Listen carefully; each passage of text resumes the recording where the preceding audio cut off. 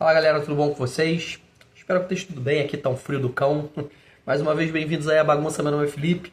Vídeo de hoje, galera, a gente vai concluir o capítulo 12 da Era dos Extremos. Capítulo que fala o seguinte, gente, que depois da Segunda Guerra, né, muitos países pobres, ex-colônias, né, ou até da América Latina, né, eles ficaram classificados como o terceiro mundo, chamados terceiro mundo, né, e tentaram permanecer neutros na Guerra Fria, né? Ali nos anos 70, nos anos 80, né? Esse grupo, o terceiro mundo, ele foi ficando assim cada vez mais diverso, né? Alguns enriqueceram, outros continuaram pobres, outros continuaram mais e mais pobres. E assim as diferenças foram aumentando mais e mais, né? A globalização, que também estava em um crescimento legal, né? E também a industrialização mudaram muita coisa para esses países, né? Cidades novas cresceram, né? O campo se conectou mais com o resto do mundo, né? E também movimentos religiosos e culturais se adaptaram mais à modernidade. E são esses assuntos que a gente vai desmiuçar no conteúdo de hoje. O conteúdo, o resumo, vai ficar na tela e eu vou tratar desse conteúdo com vocês de forma dinâmica. Se você tem interesse nas demais obras dessa coleção do Hobson, que eu mencionei, tem playlists aqui no canal com os livros destrinchados por capítulos e partes. Beleza? Bom, apresentações feitas, pessoal. Deixa eu começar aqui o trabalho. Simbora. Depois da Segunda Guerra, gente, muitos países que estavam assim se libertando do colonialismo e grande parte da América Latina, eles foram agrupados sob o rótulo, né? O título de o terceiro mundo, né? Que surgiu em 1952, logo de cara aí uma informação importante. Essa classificação, gente, era uma maneira assim de diferenciar esses países do considerado primeiro mundo, né? Que eram os países mais ricos, né? Países capitalistas, e do segundo mundo, que eram os países comunistas. Então vamos lá, só para poder fixar. Primeiro mundo, países ricos, mas vinculados ao capitalismo. Segundo mundo, os países comunistas. Terceiro mundo, esses países que eram considerados países muito, entre aspas, a expressão, periféricos. América Latina, ex-colônias da Ásia, da África e tudo mais. Assim, embora seja um pouco estranho, gente, juntar nações tão diferentes, né? Daqui o exemplo, Egito, Gabão, Índia, né? Papua Nova Guiné, num grupo só, elas tinham algumas coisas em comum. Elas eram todas relativamente pobres em comparação com os países que eram desenvolvidos, né? Eles dependiam de ajuda de fora e tinham governos que queriam se desenvolver. Além disso, durante a Guerra Fria, esses países eles estavam assim com bastante medo e queriam se manter neutros nessa história, né? Não querendo se alinhar com nenhuma das duas superpotências, né, da época, que eram os Estados Unidos e a União Soviética. O movimento dos países não alinhados começou a ganhar destaque na Conferência de Bandung em 1955, gente, onde os líderes de diferentes países eles se juntaram para poder discutir as suas visões. Eles estavam comandando esse movimento. Eles se identificavam com formas de socialismo que não eram assim exatamente as do bloco soviético, né? E eles buscavam ajuda econômica da União Soviética. Eles eram um socialismo não tão soviético, né? E buscavam ajuda dos caras de lá. Ao mesmo tempo, gente, os Estados Unidos eles tentavam se alinhar a países mais conservadores, né? Depois da Revolução Cubana de 1959, um movimento ele se ampliou para poder incluir países da América Latina que não se sentiam assim tão próximos dos Estados Unidos, né? No fundo, gente, todos esses países eles queriam assim ficar fora do conflito entre as duas superpotências, né? E buscando seus próprios caminhos e defender os seus próprios interesses, né? Sem ter que se alinhar totalmente com os Estados Unidos ou com a União Soviética. Durante a Guerra Fria, enquanto os Estados Unidos e a União Soviética estavam brigando para ver quem tinha, assim, o maior poder no mundo, vários conflitos acabaram estourando em outras regiões, né? Mas nem sempre por causa dessa rivalidade direta. No Oriente Médio, por exemplo, né, muitas revoluções e também problemas internos eles surgiram e Israel apareceu como uma força militar muito importante. Eles não conseguiram assim se dar bem com os seus vizinhos e o pau começou a quebrar.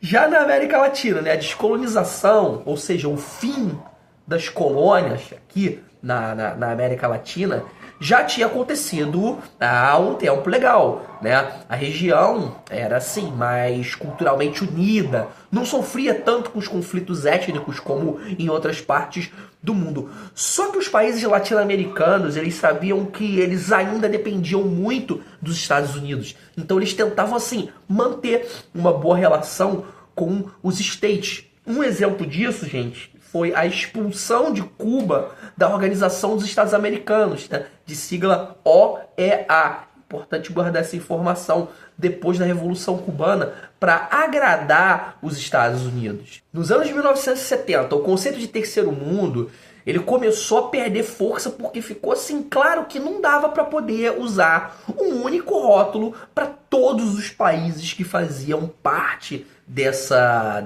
classe, né? Dessa categoria, já que eles estavam se tornando cada vez mais diferentes uns dos outros, né? Mesmo assim, essa divisão ela ainda servia para poder separar os países ricos dos países pobres, né? Mas o problema é que a diferença econômica entre eles, entre os próprios países do considerado terceiro mundo, estava também aumentando bastante, né? Em 1970, a média de renda por pessoa, gente, é o PNB per capita. É importante também anotar. Nos países ricos, olha só, era de 14,5 vezes maior do que dos países pobres. E em 1990, essa diferença já era assim, mais de, assustem-se, 24 vezes. 24 vezes maior média de renda por pessoa. A diferença dos países ricos para os países pobres. Assim, muito, muito, muito absurdo. Além disso, gente, o crescimento econômico dos países do terceiro mundo, ele não foi igual para todo mundo, né? Por exemplo, depois que a OPEP ela ganhou poder em 1973, alguns países, como, aqui no exemplo, né, Emirados Árabes, eles ficaram assim muito, muito, muito, muito ricos. OPEP, petróleo, árabe, petróleo, petrodólar, rico. Associou, é isso. Enquanto outros, né, como por exemplo Paquistão, eles continuaram assim com uma renda muito baixa, cara. Eles ficaram mais pobres. A rápida industrialização, gente, também ela começou a mudar partes do terceiro mundo. E alguns países, como por exemplo Coreia do Sul, eles começaram a se destacar economicamente, apesar de ainda assim terem bastante desafios.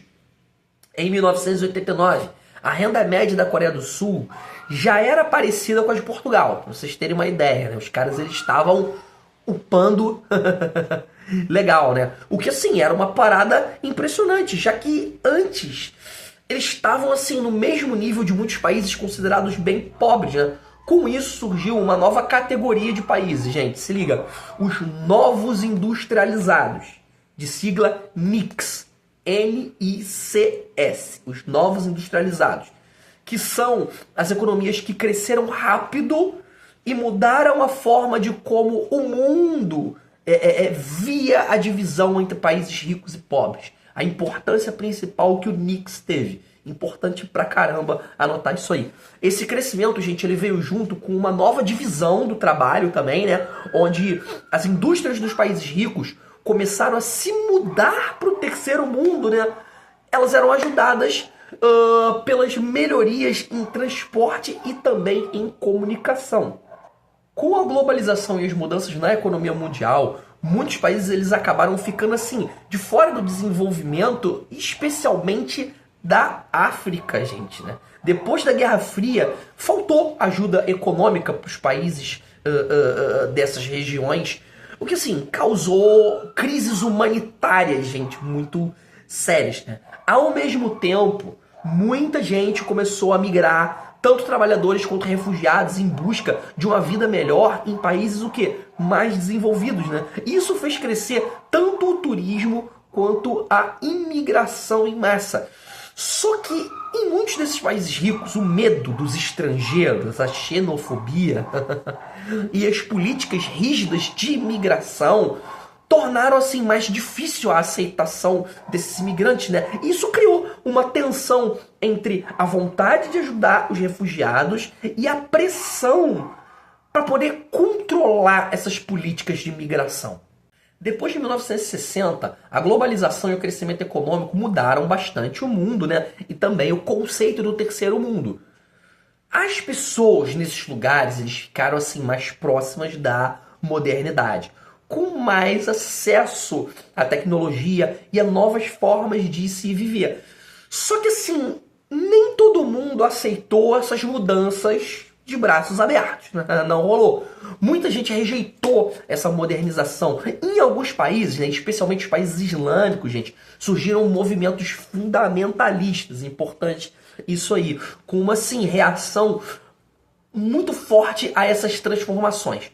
Mesmo assim, os países que não eram contra essa modernização, eles notaram como que o mundo à sua volta estava mudando, né? Tecnologias simples, por exemplo, como rádio, ajudaram as pessoas que viviam no campo a se conectar com o mundo moderno, né? E a migração das áreas rurais para as cidades, cresceu assim, absurdamente. Nos vídeos atrás a gente falou sobre êxodo rural a nível global.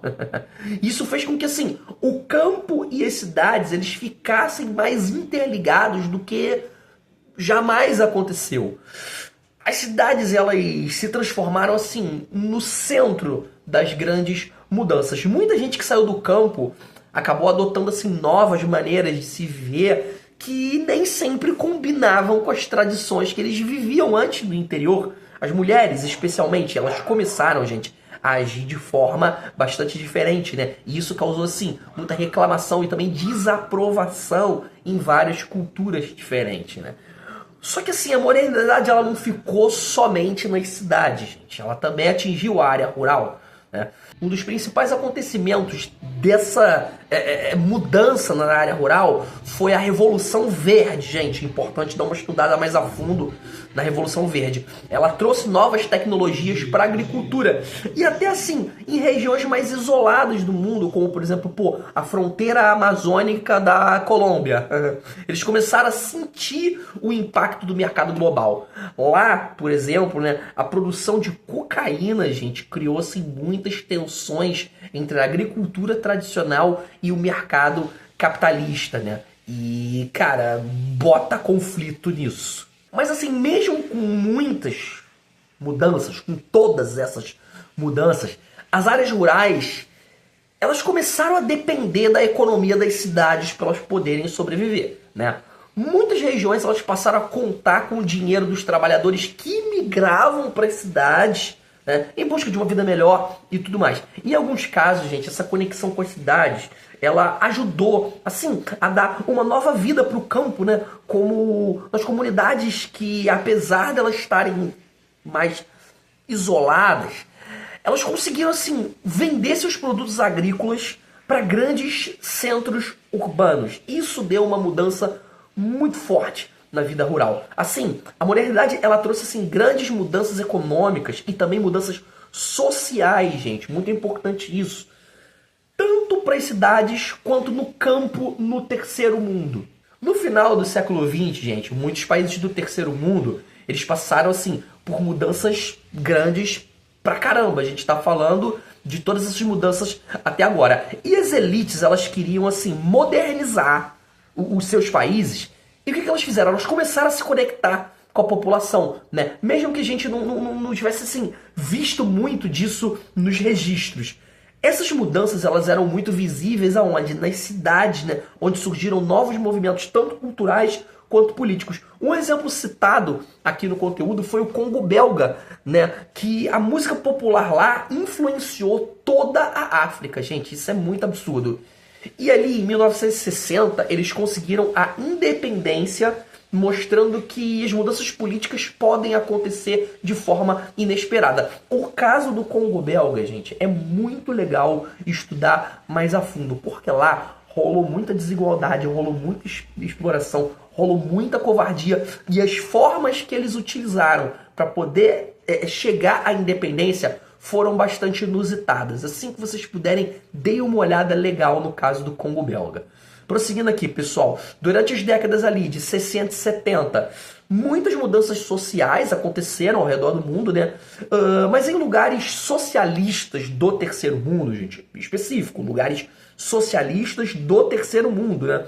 Exemplos aqui, Ásia Central Soviética, né? Essas mudanças, sim, elas foram menos visíveis, gente. O comunismo, ele trouxe, sim, algumas transformações, mas ele também manteve certas tradições, pessoal, como assim? Se congelasse, entre aspas, parte da cultura. E mesmo com muitos anos, né, sob o socialismo, muitos costumes antigos, eles continuaram firmes nessas regiões, né? E isso o quê? Mostra que, apesar de que os líderes políticos diziam ou faziam, o governo, gente, ele não conseguia mudar tudo na vida das pessoas. Por mais que eles tivessem uma política controladora, não dava para poder mudar tudo na vida de cada um. As mudanças sociais nos países do terceiro mundo, gente, elas trouxeram consequências políticas bem importantes. Com mais gente vindo das cidades, né, e também muitos jovens, as pessoas elas começaram assim a desafiar o poder das elites ocidentais que estavam assim no controle desde o fim do colonialismo. Isso aí não é surpresa para ninguém. Essas novas, né, multidões, por assim dizer, com as suas próprias ideias, seus próprios sonhos, eles começaram a questionar mais os valores antigos, né? E isso, gente, levou à estabilidade e, em alguns casos, reações bastante violentas, né? Como, por exemplo, aqui, o citado nacionalismo religioso que aconteceu na Índia e também no Sri Lanka. Ao mesmo tempo, novas classes sociais, elas começaram a se formar, elas foram surgindo e exigir direitos e também reformas, né? Um exemplo bem legal disso foi o surgimento dos partidos trabalhadores aqui no Brasil, né? Que eles buscavam, assim, verdadeiras melhorias para a classe trabalhadora. Bom, assim, gente, finalmente, fechando aqui o resumo do capítulo 12 da Era dos Extremos. Se você sobreviveu, curtiu o conteúdo, deixa aquele joinha, se inscreve aqui no canal para receber mais notificações. Sempre estou postando vídeo aqui com resumos de textos históricos importantes. Próximo vídeo, capítulo 13. Vou ficando por aqui. Valeu, falou, bons estudos para vocês. Beijo no coração. Tá frio pra cacete. Fui.